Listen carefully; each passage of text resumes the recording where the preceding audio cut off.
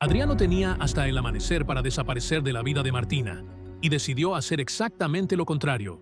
Todavía se me pone un nudo en la garganta cuando recuerdo la escena, porque no fue un grito, ni un portazo, ni nada de lo que uno espera cuando se destapa un secreto así. Fue una habitación en penumbra, una mujer de pie que ya no podía seguir mintiendo, y un hombre que preguntó 2 veces el mismo nombre porque no se creía la respuesta. Martina lo dijo. Dijo que había otro hombre. Y cuando Jacobo insistió, cuando le pidió que le mirara a los ojos y se lo repitiera, ella pronunció el nombre de Adriano. Y ahí se rompió todo. Lo que más me impresionó no fue la furia de Jacobo, fue la salida. Porque Jacobo salió de aquel cuarto sin dar un portazo. Y os juro que eso debería haberles dado más miedo que cualquier grito. Un hombre que se marcha gritando es un hombre que se desahoga. Un hombre que se marcha en silencio es un hombre que está calculando. Martina se quedó allí, con las manos apretadas contra la falda, suplicándole a una puerta que ya se había cerrado. Por favor, no lo cuentes. Pensad un momento en lo que ella tenía encima de la mesa esa noche.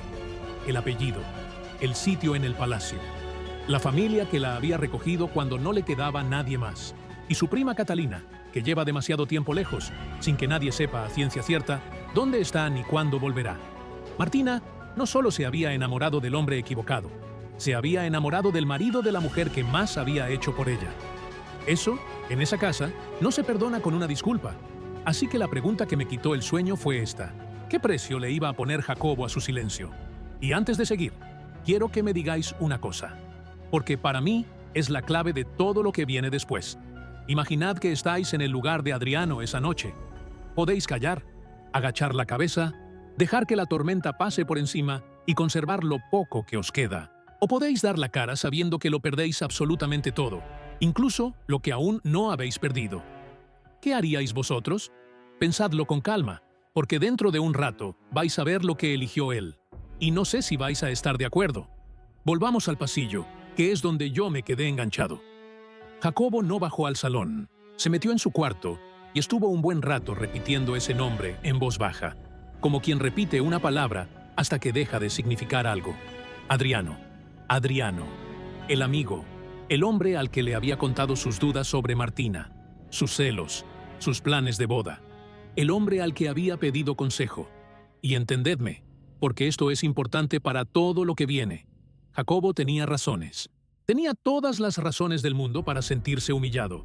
Lo que va a hacer con esas razones es otra cosa. Cuando volvió a buscar a Martina, ya no gritaba. Y ese cambio de tono fue lo que a mí me heló. No entró acusando, entró cerrando la puerta con cuidado, se sentó y le habló como quien plantea un negocio. Le dijo que nadie tenía por qué enterarse, que el palacio podía seguir girando exactamente igual, que él estaba dispuesto a tragarse la humillación entera y no decir una sola palabra, con una condición. Hasta que amanezca, le dijo. Tienes hasta que amanezca para romper con él. Martina levantó la cabeza despacio. Le preguntó qué significaba exactamente romper. Significa que mañana bajas a desayunar, te sientas a mi lado y sonríes. Significa que delante de esta familia, tú y yo seguimos siendo lo que éramos. Y significa que él lo entiende y se aparta. Ella tardó en contestar. Y cuando contestó, no dijo que sí y no dijo que no. Dijo que necesitaba pensarlo. Y os aseguro que en ese momento Martina no estaba negociando, estaba ganando horas. Es lo único que se puede hacer cuando alguien te pone un reloj delante y te dice que a partir de ahora, tu vida cabe dentro de él. Adriano se enteró del plazo casi enseguida, y su reacción es lo que a mí me cambió la manera de mirar a este hombre. Yo esperaba alivio. Esperaba que respirara, que dijera menos mal, tenemos una salida. Y no, se quedó muy quieto, se pasó la mano por la cara y solo dijo, un plazo no es una salida. Martina le preguntó qué era entonces. Una correa, contestó él. Y tenía razón, porque un hombre que quiere olvidar no pone fecha. Un hombre que pone fecha lo que quiere es tenerte sujeta. Esa fue la primera cosa que perdieron esa noche. Y quiero que os fijéis bien, porque a partir de aquí van a ir perdiendo una cada hora. Perdieron la tranquilidad. Ya no había un solo minuto en esa casa que no estuviera contado. La noche fue larguísima. Martina no se desvistió. Se sentó en el borde de la cama, con el vestido de la ceremonia todavía puesto, y se dedicó a mirar la ventana, esperando que no clareara nunca. Yo he visto a esa mujer plantarle cara a media familia, discutir de tierras con hombres que la doblaban en años, sostenerse cuando su madre le dio la espalda. Y aquella noche parecía otra persona. Parecía una niña haciendo cuentas. ¿Cuántas horas me quedan? ¿Cuántas mentiras caben en cada hora? Adriano tampoco durmió. Se puso a escribir. Empezó una carta y la rompió.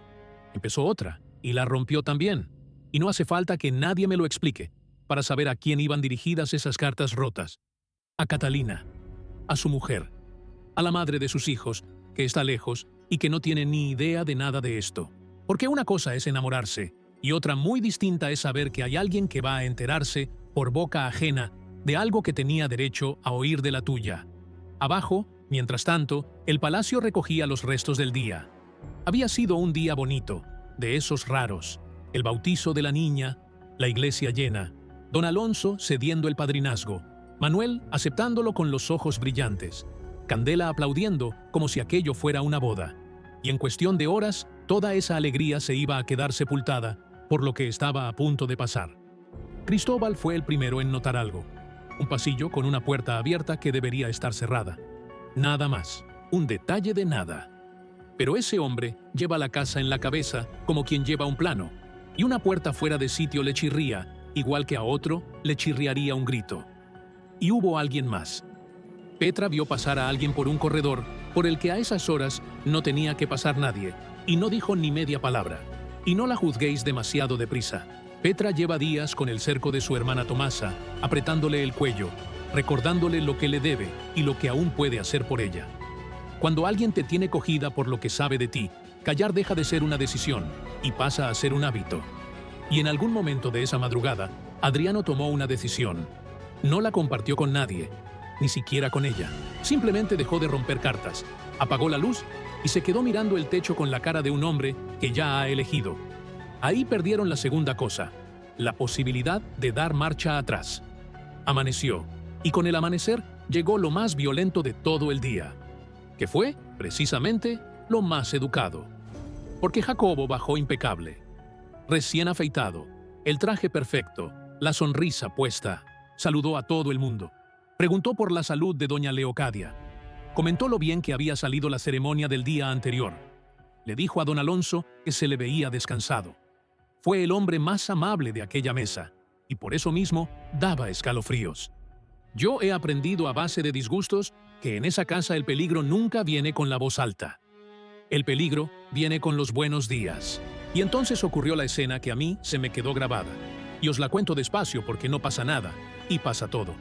Jacobo se cruzó con Adriano en un pasillo estrecho. Ninguno de los dos dijo una palabra. Jacobo se apartó y le cedió el paso con un gesto de la mano. Muy correcto, muy de caballero. Y Adriano pasó. Parece una cortesía. No lo es. Ceder el paso, es decir, yo decido cuándo pasas tú. Es marcar quién manda en ese metro de pasillo y en toda la casa. Jacobo le estaba diciendo sin abrir la boca: sigues vivo porque yo he querido. Y Adriano lo entendió perfectamente, porque anduvo los siguientes pasos con la espalda demasiado recta, como quien nota una mirada clavada entre los omóplatos. Mientras tanto, el palacio seguía con lo suyo, ajeno del todo. Don Alonso venía de una mañana espesa. Todavía le escocía el bochorno de los pasteles agrios delante del duque. Todavía tenía el ceño fruncido por haber tenido que bajar en persona a reñir a las cocineras, y lo único que pedía era paz. Lo dijo en voz alta, delante de varios, que quería una casa tranquila, que ya estaba bien de escándalos, que por una vez le gustaría pasar un día sin que se le cayera algo encima. Y sin saberlo, acababa de montar el escenario del desastre. Porque cuando el señor de la casa exige calma, cualquier cosa que rompa esa calma se convierte automáticamente en una afrenta personal. En otro rincón, Manuel andaba a vueltas con lo del precio del manual, indignado todavía porque a Ciro le hubiera parecido razonable ponerle a un cuaderno el jornal de medio año de un labriego. Y Julieta no se tragaba la explicación, por mucho que Ciro la envolviera en palabras de negocios. Cada uno tenía su guerra. Ninguno olía la que se estaba cociendo en el piso de arriba. Ninguno menos uno, porque Lorenzo lo olió. No sabía qué era. No tenía ni un dato. Pero ese hombre tiene un instinto para la desgracia ajena que da verdadero miedo. y se pasó la mañana rondando, mirando de reojo, soltando comentarios que parecían inocentes y no lo eran. Yo lo vi sonreír solo, en una esquina, y pensé, este ya sabe que hoy va a haber sangre. Todavía no sabe de quién, y a media mañana, Martina entendió por fin lo que le estaban pidiendo de verdad. Porque ella había pasado la noche pensando que el plazo consistía en renunciar. Duro, injusto, pero limpio. Dejas de querer, te callas, sigues adelante. Y no era eso. Cuando bajó y vio la silla vacía a la derecha de Jacobo, y vio cómo él la apartaba para que se sentara, y notó todas las miradas de la familia esperando la estampa de la pareja feliz, lo comprendió de golpe.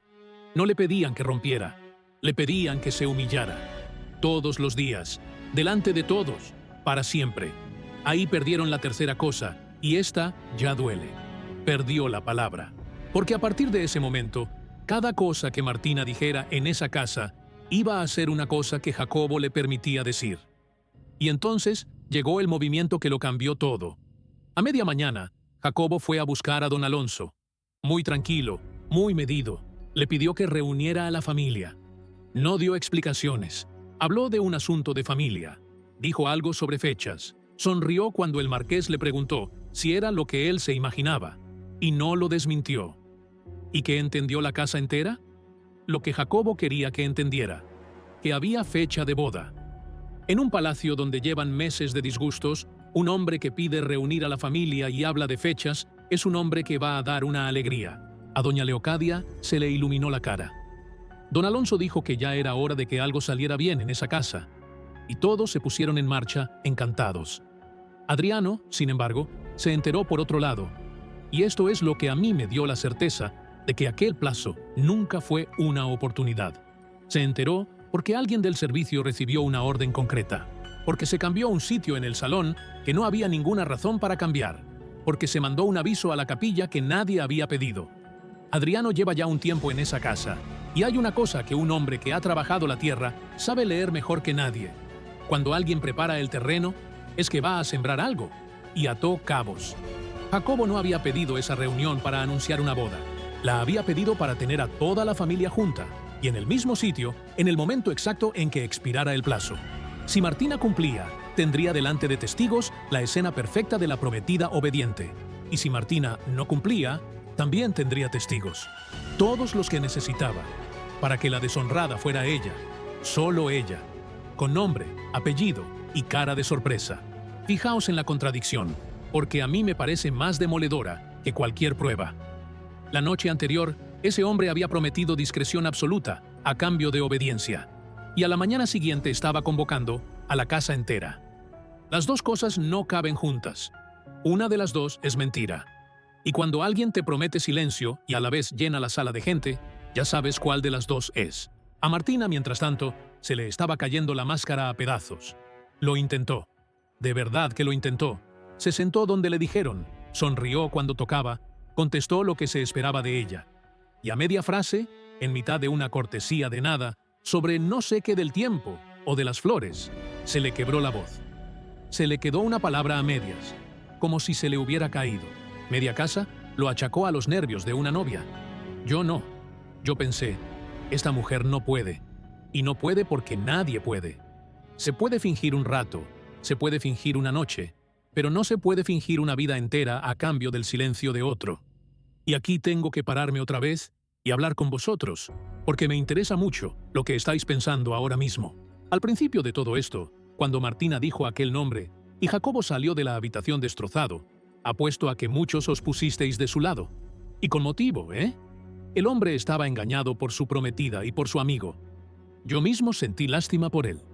Pero ahora ya sabéis cómo pensaba cobrarse esa deuda. Ya sabéis que estaba montando una sala llena de gente para que la vergüenza cayera entera sobre ella. Así que, decidme con sinceridad, ¿le seguís dando la razón? ¿Un hombre humillado tiene derecho a cualquier cosa? ¿O hay una raya que ni siquiera la razón te permite cruzar? A mí esta pregunta me tiene dividido desde entonces. Y ahora sí, dejadme que os cuente la hora anterior a que se abriera aquella puerta, porque para mí es la mejor de toda la historia, y es también la más triste. Se vieron a solas, poco antes. Ella fue a buscarle. Y no fue a buscarle para pedirle valor, os lo aseguro. Fue a buscarle para pedirle exactamente lo contrario. «Cállate», le dijo. «Cállate y sálvate tú». Le explicó que ella podía aguantar, que ya había aguantado cosas peores, que él tenía 2 criaturas y una vida entera que perder, y que no había ningún motivo para que se hundieran los dos cuando podía hundirse solo una. Y Adriano la escuchó hasta el final. No la interrumpió ni una vez. Y luego le dijo una frase que a mí me dejó tocado. «Si me callo hoy, Martina, me voy a callar toda la vida». Ella intentó rebatirle.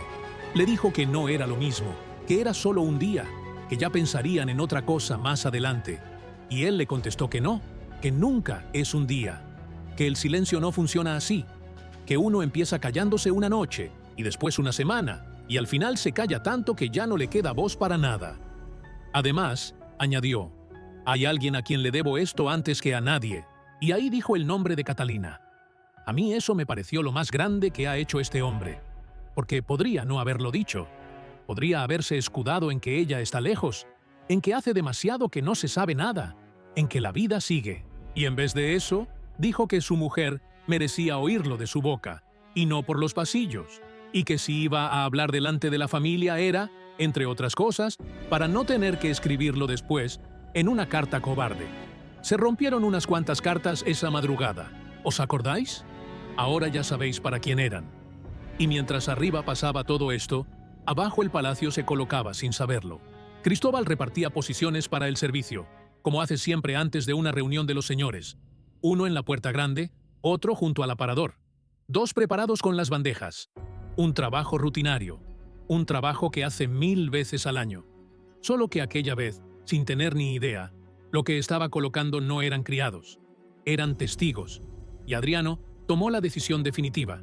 Miró el reloj del pasillo, comprobó que todavía faltaba para que expirara el plazo y decidió romperlo antes de tiempo. Que quede claro, no le pilló nadie, no le descubrió nadie. No hubo una prueba, ni un papel, ni una casualidad.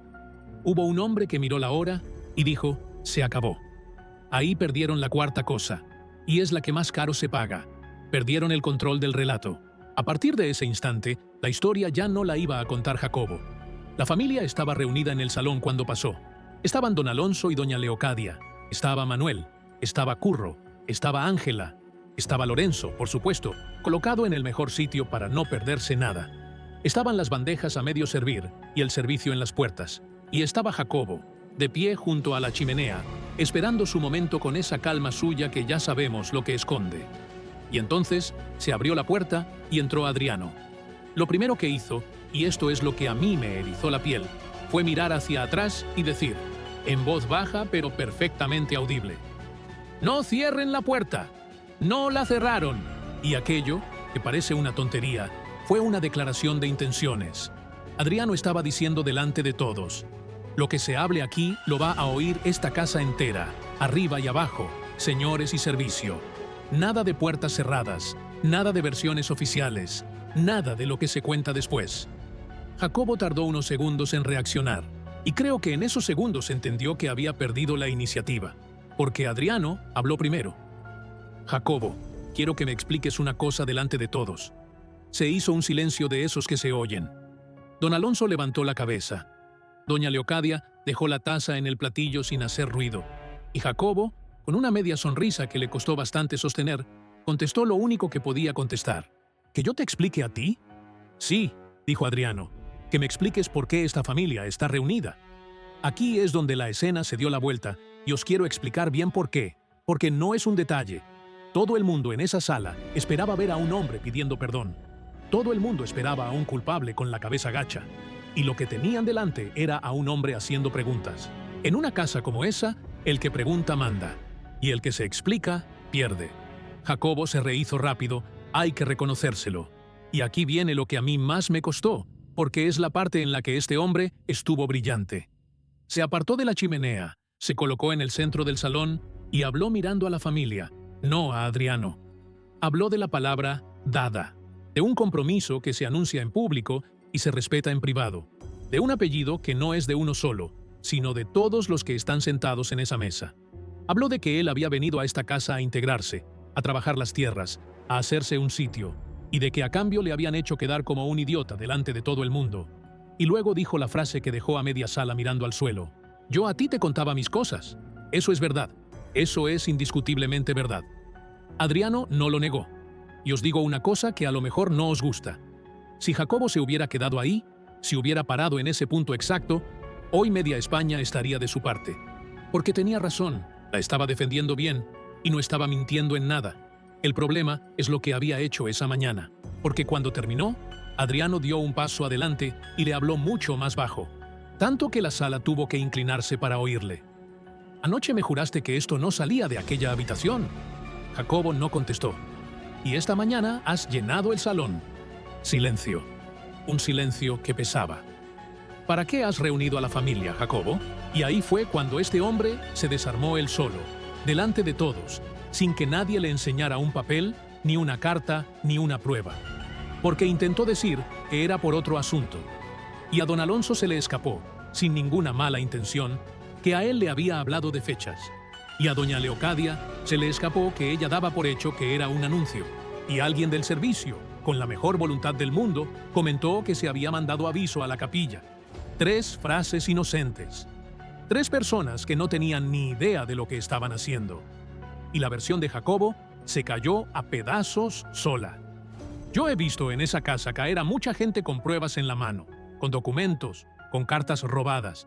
Y os juro que nunca había visto a nadie caer así, por una contradicción entre lo que había prometido de noche y lo que había ordenado de día.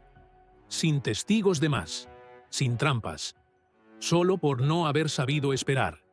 Y aquí Jacobo hizo lo único que le quedaba por hacer, que fue cambiar de terreno. Como ya no podía defenderlo de aquella mañana, dejó de hablar de aquella mañana y se puso a hablar de Adriano. Fue hábil, no os voy a mentir, fue muy hábil.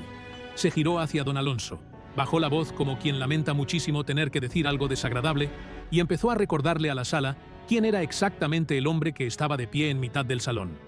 ¿De dónde venía? ¿Cómo había llegado a esa casa? ¿Con qué manos? ¿Y con qué botas? Habló de un techo prestado, de un apellido prestado, de un sitio en aquella mesa que nadie le debía y que alguien de esa familia se empeñó en darle. Y así lo paga, dijo.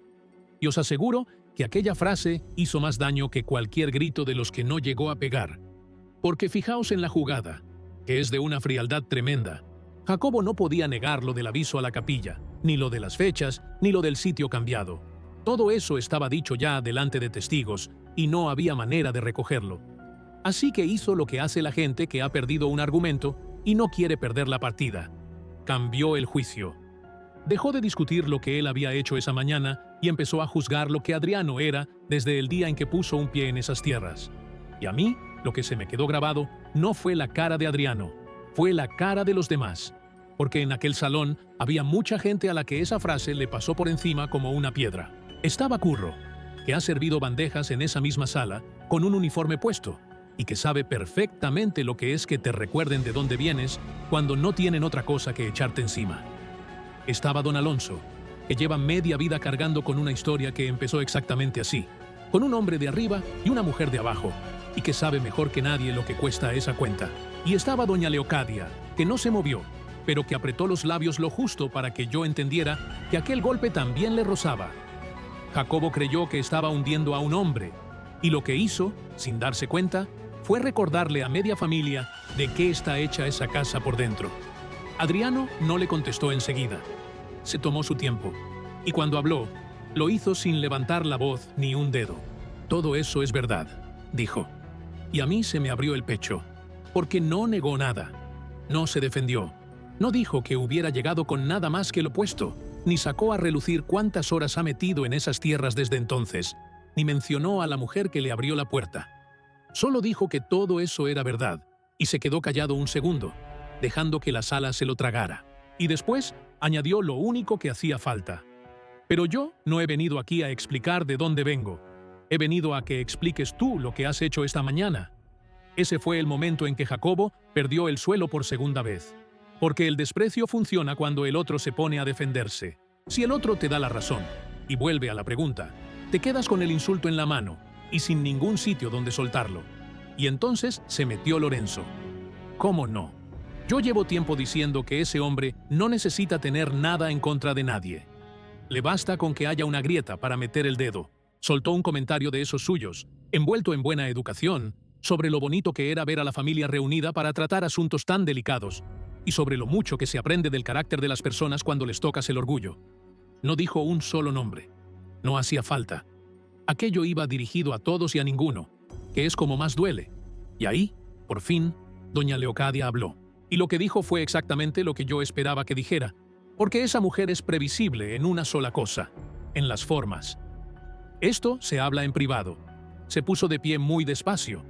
Dijo que aquello era un asunto de familia, que no había ninguna necesidad de ventilarlo con el servicio en las puertas y las bandejas a medio servir, y que le parecía impropio de esa casa, y pidió que cerraran. Y Adriano dijo que no.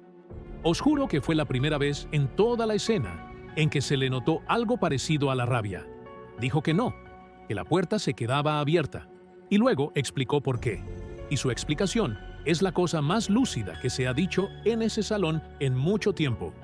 Dijo que en esa casa todo lo que se decide a puerta cerrada acaba pagándolo siempre él mismo. Dijo que él había visto de cerca lo que pasa cuando una familia arregla las cosas en voz baja, que aparece una versión oficial, que la versión oficial nunca coincide con lo que ocurrió, y que la persona más débil de la historia se queda con la culpa entera, porque no tiene a nadie que cuente su parte. Si esto se habla ahí dentro, dijo, señalando al despacho, mañana la culpable será ella, y aquí la culpa es mía también. Ahí doña Leocadia se sentó otra vez, no porque estuviera de acuerdo, sino porque entendió, igual que yo, que insistir la iba a dejar en evidencia. Y fue entonces cuando don Alonso hizo lo que tenía que hacer como señor de la casa. Ordenó despejar el salón. Se dirigió a Cristóbal y le pidió que se retirara todo el mundo. Y aquí hay un detalle que a mí me parece precioso y que nadie va a comentar, así que os lo comento yo. Cristóbal obedeció. Claro que obedeció. Ese hombre lleva la lealtad en el hueso. Hizo un gesto con la mano y el servicio empezó a moverse hacia las puertas, en silencio, sin mirar a nadie, como han hecho toda la vida. Y Jacobo dijo, que se queden. Paradlo ahí, paradlo justo ahí, porque ese es el error que le costó la partida. Jacobo tenía delante la salida. Se la estaban ofreciendo en bandeja. Si aquella sala se hubiera vaciado, si aquello se hubiera arreglado entre 4 paredes con 2 apellidos y una promesa de discreción, hoy estaríamos contando otra historia completamente distinta. Pero él seguía pensando como pensaba a primera hora de la mañana. Él había reunido a esa gente precisamente para tener público. Y no fue capaz de renunciar al público, ni siquiera cuando el público había dejado de estar de su parte. Eso es lo que hace la soberbia. Te deja pegado a un plan que ya no sirve. Así que el servicio se quedó donde estaba. Cristóbal en el umbral, con la bandeja sostenida a la altura del pecho, sin mover un músculo. Petra un poco más atrás, con los ojos clavados en el suelo, calculando cuánto de todo aquello iba a tener que contarle después a su hermana, y cuánto podría callarse. Y detrás, 2 o 3 más que no se atrevían ni a respirar fuerte. Vosotros y yo sabemos lo que significa eso en esa casa. Significa que la historia ya no se puede desmentir. A partir de ese instante, ni doña Leocadia, ni don Alonso, ni nadie iba a poder decidir cómo se contaba aquello, porque aquello lo estaban oyendo 12 personas a la vez, arriba y abajo. Y una historia que oyen 12 personas ya no pertenece a nadie. Y en ese silencio apareció Martina en la puerta. No la habían llamado. Vino porque el palacio entero se había quedado mudo de golpe, y hay silencios que se oyen desde el otro extremo de un pasillo. Llegó despeinada, con el gesto de quien ha subido las escaleras demasiado deprisa, y se paró en el umbral sin entrar. Y Adriano hizo algo que a mí me dolió, y que entendí perfectamente. Se giró hacia ella y le dijo que se quedara fuera. Esto lo hablo yo. Ella no se movió, ni entró ni se fue. Se quedó en la puerta, agarrada al marco, mirándole. Y ahí me di cuenta de una cosa que no había visto hasta entonces, y es que ese hombre no estaba dando la cara solo por amor. La estaba dando por vergüenza. Por la vergüenza de haber dejado que ella cargara sola con el peso durante días, sonriendo en las comidas, aguantando conversaciones sobre una boda que se le estaba comiendo por dentro, mientras él esperaba a ver qué pasaba. Porque ese es el precio que llevaban pagando desde la noche anterior, hora por hora. Primero perdieron la tranquilidad, después perdieron la palabra dada, y esa mañana, cuando Jacobo montó su reunión, estuvieron a punto de perder lo último que les quedaba. que era decidir cómo se contaba su propia historia. Adriano entró en ese salón para recuperar esa última cosa, nada más y nada menos. Manuel fue el primero de la familia en decir algo, y a mí me pareció muy propio de él. Dijo que ya estaba bien, dijo que aquello no era un tribunal, que nadie iba a arreglar nada humillando a otro delante de la casa, y que si había que tomar decisiones, se tomaran, pero sin espectáculo. Y a Jacobo se le escapó una media sonrisa, y contestó algo que fue un error todavía más gordo que el anterior. El espectáculo lo han montado ellos. Y Manuel, que de esto sabe una barbaridad, le contestó muy despacio: el espectáculo lo has montado tú cuando has llenado el salón. Nadie se rió. Nadie se movió. Y yo, que llevo mucho tiempo viendo a esta familia comerse viva, os digo que aquello fue lo más parecido a una sentencia que he oído nunca en ese sitio. Curro no dijo nada, pero se colocó. Se cambió de sitio muy despacio, sin llamar la atención, hasta quedarse a un par de pasos de Adriano. No abrió la boca ni una vez en toda la escena. No hizo falta. En esa casa la gente se coloca, y cuando alguien se coloca a tu lado, te está diciendo delante de todos de qué lado está. Ángela seguía con la mano en la boca. Don Alonso se había quedado de pie, con una mano apoyada en el respaldo de la silla, y no soltaba ese respaldo por nada del mundo. Y entonces Jacobo jugó su última carta, y aquí es donde se retrató del todo. Dijo que él era un hombre razonable. Dijo que estaba dispuesto a olvidarlo, que no pensaba arrastrar a esa familia por el barro, que bastantes disgustos llevaban ya, y que él sabía perfectamente lo que valía la paz de una casa. Y luego, con un tono que quería sonar generoso, y sonó a otra cosa, propuso su solución. Que se vaya esta noche, dijo, que se vaya de la promesa, y yo no vuelvo a hablar de esto en mi vida. Y a mí se me heló la sangre, y os voy a decir por qué. Porque acababa de hacer exactamente lo mismo que había hecho la noche anterior. Otra vez una promesa de silencio. Otra vez una condición. Otra vez un plazo con una hora marcada. Ese hombre no sabe hacer otra cosa. No sabe perdonar y no sabe pelear de frente. Solo sabe comprar callado. Y si aquella mañana su primer trato ya había salido mal, imaginaos lo que valía el segundo. Y hubo 2 segundos de duda en aquel salón. 2 segundos en los que yo vi a más de uno pensar que quizá aquello era una salida decente. Don Alonso quería paz, ya os lo he dicho. Doña Leocadia quería que se cerrara la puerta cuanto antes. Había una tentación enorme de coger esa oferta y taparlo todo con ella. Y en el umbral, Martina levantó la barbilla. Yo la vi. Y supe que estaba a punto de decir que sí, que se iba ella, que se iban los dos, cualquier cosa con tal de que aquello acabara. Pero Adriano no la dejó. Se puso delante, lo justo para taparla, y le dijo a Jacobo que no había trato, que ya había aceptado uno la noche anterior y le había durado exactamente lo que tarda en amanecer, y que si esa familia iba a decidir algo sobre él, quería que lo decidiera sabiendo la verdad entera y no la versión que a otro le conviniera contar en el pasillo. Fue entonces cuando Adriano se giró hacia la familia y dijo lo que había ido a decir. Fue entonces cuando Adriano se giró hacia la familia y dijo lo que había ido a decir. Dijo que quería a Martina. Lo dijo así, sin adornos, sin buscar una palabra más suave. Dijo que no había buscado que pasara, que había intentado que no pasara y que había fracasado. Dijo que no venía a pedir permiso ni comprensión, porque no le correspondía pedir ninguna de las dos cosas, y dijo que asumía él solo lo que aquello costara, delante del marqués, delante de la casa y delante de quien hiciera falta. Y luego dijo la parte que a mí me partió por la mitad. Dijo que su mujer merecía saberlo por él, que iba a escribírselo esa misma noche, con su nombre y su letra, y que si algún día Catalina volvía a cruzar esa puerta, quería poder mirarla a la cara sabiendo que no se había enterado por boca de nadie más. Nadie respiraba en ese salón, y ahora dejadme que os describa las caras, porque en esta casa las caras cuentan más que las palabras. Don Alonso se puso de pie, no dijo nada, pero se puso de pie. Y en un hombre como él, eso significa que el suelo se le acaba de mover. Manuel miraba a Adriano con una mezcla de espanto y de otra cosa que yo creo que era reconocimiento, porque Manuel sabe muy bien lo que cuesta querer a alguien que no te corresponde por posición. Curro apretaba la mandíbula. Ángela se había llevado la mano a la boca.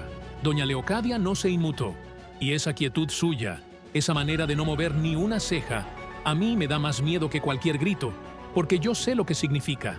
Esa mujer no estaba escandalizada, estaba calculando, estaba midiendo cuánto vale un secreto así y a quién se le puede vender.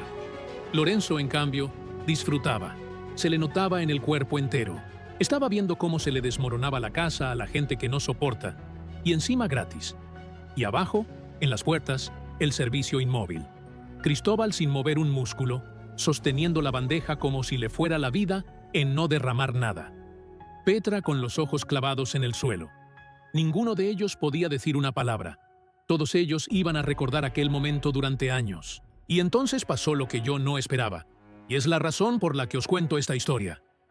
Martina dio un paso adelante, porque hasta ese momento, y esto es lo que me tenía a mí con el corazón encogido, todo el peso lo estaba cargando él.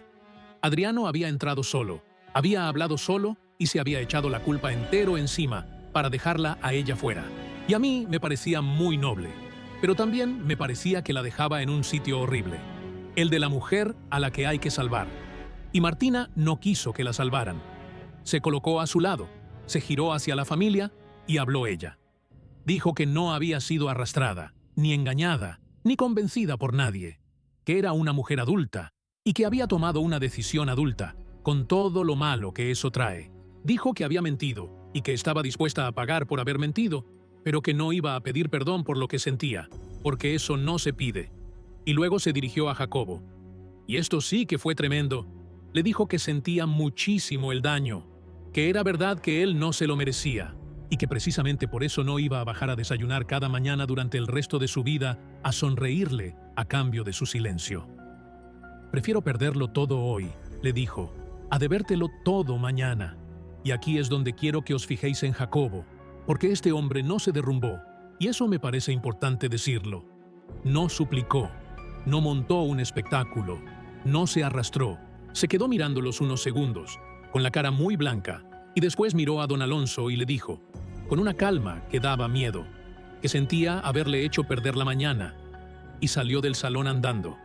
Perdió el relato, perdió la boda, perdió la partida entera, porque nadie en aquella sala iba a poder volver a mirarle igual después de saber cómo pensaba cobrarse su silencio. Pero salió por su propio pie, con el apellido intacto y con la gestión de las tierras todavía en la mano. Y ese es exactamente el motivo por el que yo no me quedé tranquilo, porque el salón se fue vaciando poco a poco, y lo que quedó allí dentro no era una victoria, era un destrozo. Vamos a ver quién ganó y quién perdió de verdad, que es lo que a mí me interesa siempre. Don Alonso perdió la mañana tranquila que había pedido y ganó un problema que no puede aplazar, porque ahora tiene dentro de su casa a un hombre casado con su hija que ha declarado en público que quiere a su sobrina. No puede hacer como si no lo hubiera oído. Lo ha oído toda la casa, y decida lo que decida, va a partir a la familia por la mitad. Doña Leocadia ganó munición. Esa mujer llevaba tiempo viendo cómo se le escapaba el control de este palacio, y de repente tiene entre las manos un escándalo enorme sobre dos personas que le estorban. No lo va a usar mañana, lo va a guardar. Y cuando lo saque, lo va a sacar en el peor momento posible. Lorenzo ganó lo que siempre gana, una grieta. A ese hombre le da igual quién tenga razón. Solo necesita que haya dos bandos para meterse por el medio. Y ahora los hay. El servicio ganó una historia que ya no se puede desmentir. Y eso, en esta casa, es una moneda peligrosísima. Porque hay gente ahí abajo que está siendo apretada por otros para conseguir precisamente información como esa. Y Adriano y Martina, ellos ganaron la verdad, nada más y nada menos.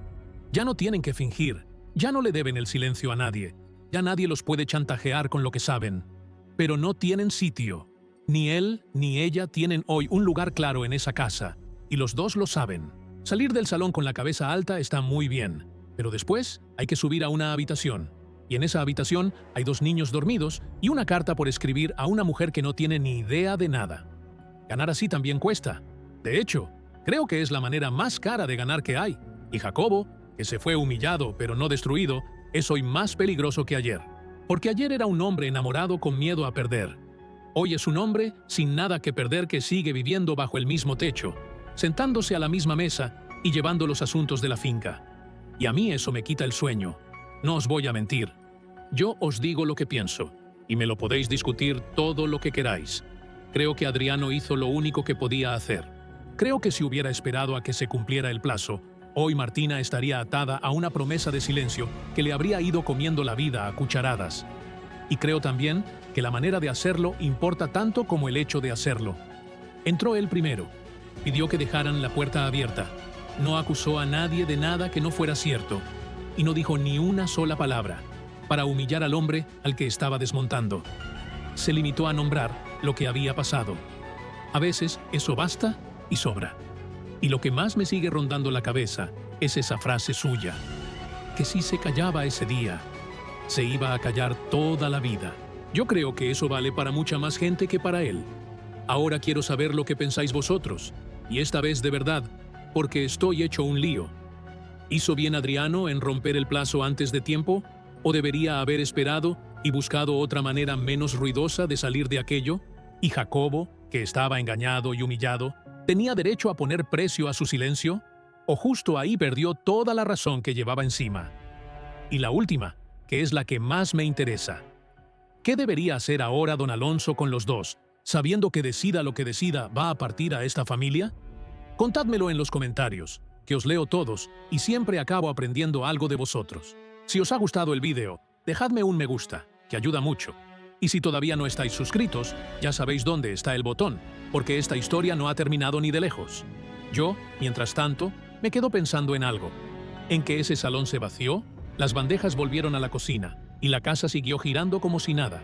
Pero hay una carta a medio escribir en un cuarto de arriba, con un nombre en el sobre. Y el día que esa carta llegue a su destino, esto va a volver a empezar. Nos vemos en el próximo.